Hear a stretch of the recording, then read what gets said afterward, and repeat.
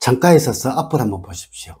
만약 57년 닭띠의 집에서 이것이 정면으로 보인다면 그 집은 명당인 집이며 어떤 시기든 반드시 큰 부와 명예가 생기는 집입니다.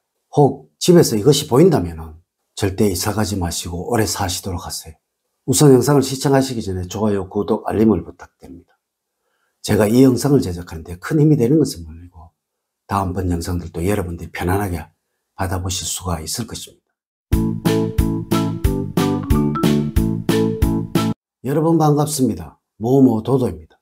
57년 닭띠들, 풍수에서 말하는 터가 좋은 집이라는 것, 즉 부와 명예를 얻는다는 것은 소유주를 기준으로 하는 것이 아니라 그곳에 살고 있는 거주자를 기준으로 하는 것입니다. 좋은 곳에 집을 사두는 것은 전혀 의미가 없는 것이며 그런 곳이라면 사는 것이 중요하다는 것입니다. 같은 아파트, 같은 동이라고 하더라도 어느 집은 기운이 잘 들어오는 곳이 있으며 또 어느 집은 상대적으로 기운이 적게 들어오고 잘 흐르지 않는 집이 있다는 것입니다. 마치 여러분들의 집에서도 상대적으로 밝은 곳이 있듯이 또한 어두운 곳이 있듯이 풍수에서도 그러한 것입니다. 이것은 전문적으로 외풍수라고 하는데 집에서 이것이 보이게 된다면 그 집에는 어떤 시기로든 부자가 생성되게 마련이라는 것입니다. 보통 사람이 살기 시작을 하여 기운이 완전히 적응이 되는 것을 3년이라고 하는데 혹 이제 알려드리는 형상이 있는 집에 사시거든 무조건 3년 이상 사시도록 하세요. 아니 그 이상 사시게 되면 더욱 좋을 것입니다. 지금부터 알려드리도록 하겠습니다. 첫 번째, 아파트의 경우 기운을 이길 수 있는 곳에 사셔야 합니다. 57년 닭띠들, 사실 아파트의 경우에는 터의 기운보다는 대기의 기운이 훨씬 영향을 많이 주는 곳입니다. 이래서 층별로 거주를 하는 사람이 누구냐에 따라서 많은 영향이 있을 수밖에 없다는 것입니다. 저층, 즉 땅에 가까운 층일수록 터의 기운이 대기의 기운보다 강하니 변화보다는 안정적인 성향이 강하고 고층으로 갈수록 터의 기운보다는 대기의 기운이 강해지니 안정보다는 변화와 개의 기운이 강해질 수밖에 없다는 것입니다. 이래서 고층에는 가능한 나이가 많은 사람이 거주를 하기보다는 젊은 사람이 거주를 해야 하는 것이고 또 저층에는 젊은 사람보다는 가능한 나이가 많은 사람이 거주를 해야 한다는 것입니다. 특히 아파트가 밀집되어 있지 않고 주변에 고층 건물이 적은 경우에는 더욱 그래야 한다는 것입니다.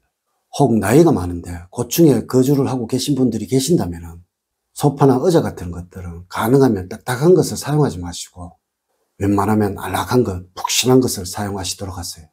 물론 이와 반대로 젊은 사람이 저층에 거주를 하시게 된다면 소파나 의자들은 상대적으로 각이지거나 딱딱한 것을 사용하는 것이 좋다는 것입니다. 두 번째, 안방이 거실보다 작은 경우입니다.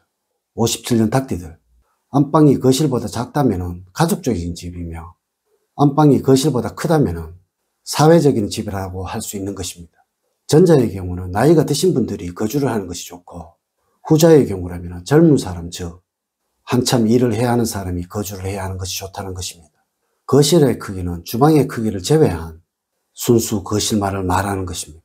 물론 안방이 거실보다 작은데 젊은 사람이 거주를 한다면 거실에는 무조건 단단한 것, 즉 의자나 탁자 같은 것이 있어야 하며 거실의 가구도 둥근 형태보다는 각이 진 것을 사용하는 것이 좋습니다. 하지만 반대로 거실이 안방보다 작은데 나이가 든 사람이 거주를 한다면 무조건 소파는 편안한 스타일을 두셔야 하며 안방의 침구도 푹신한 것을 위주로 사용을 하셔야 한다는 것입니다. 세 번째, 거실의 창이 크면 클수록 부가 생성이 될 것입니다. 57년 닭띠들, 과거에는 창이 작아야 한다고 하였습니다. 대신 문이 아주 많았고 통로도 아주 많았다는 것입니다. 하지만 현대는 문이나 통로가 그리 많지 않을 것입니다. 이래서 이것을 창이 대신을 하는 것인데 그 대표적인 것이 바로 거실의 창이라는 것입니다. 과거에는 집 어디에서든 밖을 다 볼 수 있었고 또 마당이 있어서 마당에서 주변을 살펴보는데 불편함이 없었으나 현대에는 일단 집에 들어가면 밖을 살펴보기가 쉽지 않다는 것이죠. 과거에는 오픈형의 주택 형상이었으나 현대에는 밀폐형의 주택 형상이라는 것입니다. 그래서 거실의 창이 크면 클수록 좋은 집이라고 말하는 것이며 또 이런 집들이 부가 쌓이고 번영해지는 집이라고 말을 하는 것입니다. 혹시 집이 거실의 창이 작으면서 밀폐형 주택이라면 절대 거실에 많은 가구를 둔다든가 많은 물건을 둔다든가 하는 일은 없도록 하세요. 그래야 그 집에서 기운의 흐름에 막힘이 생기지 않게 되고 금전적인 부족이나 금전적인 큰 문제가 생기지 않는다는 것 꼭 명심을 하도록 하세요. 네 번째, 바람이 통하며 문제가 없는 집입니다. 57년 닭띠들. 풍수에서 바람이 통하지 않는 곳은 죽은 터라고 말을 하고 있습니다. 집안 어디에서는 창을 열어 바람이 잘 들어오고 잘 나가는 집이어야 한다는 것입니다. 하지만 실제 아파트에 거주를 하셔도 바람이 잘 안 들어오는 집 참 많을 것입니다. 물론 이런 곳은 주방에서 음식을 하나 만들어도 냄새로 인해서 애를 먹을 것입니다. 집이 맹당이고 풍성한 기운이 잘 생성되기 위해서는 이런 음식 냄새가 전혀 생기지 않는 곳이어야 한다는 것입니다. 혹 여러분들의 집이 이런 집이시라면 절대 하시는 일에서 막히는 일이 생기지 않게 될 것입니다. 그리고 혹시 바람이 잘 통하지 않는 집에 거주를 하시거든 무조건 환기에 신경을 쓰세요. 그래야 하시는 일에서 막힘이 생기지 않게 됩니다. 다섯 번째, 현관에 불편함이 없는 집입니다. 어디든 집을 구하실 때는 현관이 춥거나 기온의 영향이 많은 집은 피해야 한다는 것입니다. 과거 풍수에서도 집안에 해가 잘 들면 그 집은 명당이며 큰 변형이 생기는 집이라고 하였다는 것입니다. 물론 현대의 아파트의 경우에는 추운 경우는 없을 것입니다.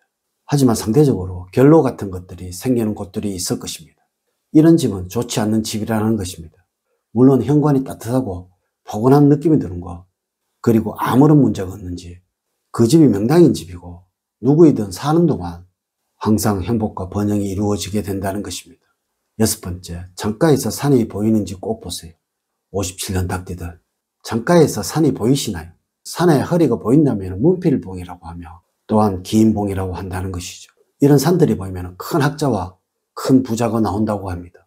혹 창가에서 산이 정면으로 보이신다면 무조건 그 집에서 오래 살도록 하세요. 그리고 창가에서 대로가 연결된 큰 물이 보이신다면 그것은 무조건 살아나는 터라고 해요. 부가 쌓이고 번영이 되는 집이라고 합니다. 큰 강변을 말하는 것이죠.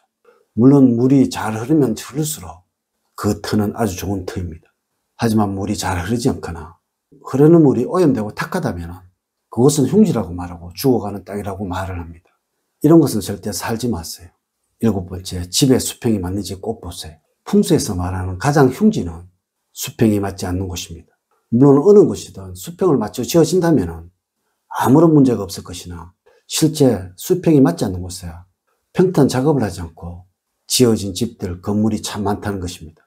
이러는 집은 흐르는 기운이 거세야 반드시 큰 몰락을 겪게 된다는 곳이라서 장사를 하여도 이런 곳은 피하셔야 하고 거주를 하여도 이런 곳은 무조건 피해야 한다는 것입니다. 물론 터가 경사진 곳이라 어쩔 수 없다고 말하는 분들도 있을 것이나 이런 곳은 땅을 도두어서 평지같이 만들고 다시 집을 짓거나 건물을 지어야 하는 곳입니다. 아파트는 이런 곳이 거의 없을 것입니다. 걱정하지 마세요. 하지만 주택 같은 경우에는 이런 집들이 왕왕 있습니다. 혹 이런 집에 사시거든 얼른 이사를 하셔야 합니다. 그곳에는 누가 살아도 그 기운이 다 발휘할 수가 없고 또 터의 기운이 사람의 기운을 잠식해버리게 됩니다. 57년 닭띠들, 오늘 명당인 집이 어떤 집인지 조금 깊이 있게 이야기를 해드렸습니다. 오늘 제가 알려드린 이야기들을 꼭 명심을 하시기를 부탁을 드리면서 이제 이야기를 마치도록 하겠습니다. 저는 늘 여러분들 가정에 사랑과 행복이 넘치는 삶을 만들어 드리도록 노력을 하겠습니다. 오늘 긴 시간 시청해 주셔서 감사드립니다. 다음 시간에 더 좋은 영상으로 인사를 드리도록 하겠습니다. 감사합니다.